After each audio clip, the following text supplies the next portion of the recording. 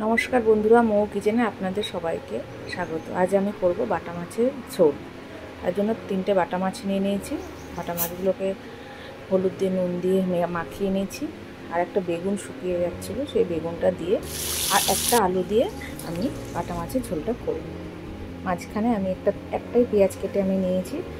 আর বাটা মাছগুলো আমি ভেজে নিয়েছি। বাটা মাছগুলো ভেজে তোলার পরে সেই তেলেই আমি গোটা জিরে, তেজপাতা, শুকনো লঙ্কা ফোড়ন দিয়েছি।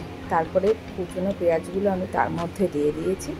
পেঁয়াজগুলো ভাজা হয়ে গেলে তার মধ্যে কাটা আলু আর বেগুন আমি দিয়ে দিয়েছি। ওগুলো একটু ভাজা ভাজা হয়ে গেলে তার মধ্যে হলুদ আর জিরে গুঁড়ো, নুন এইগুলো দিয়ে আবার একটু ভাজা করে নিয়েছি।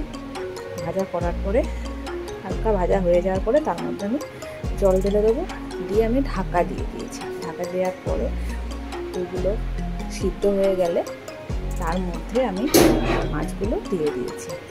ব্যাস, নামানোর আগে আমি ধনেপাতা দিয়ে দিয়েছি। ব্যাস, ঝোল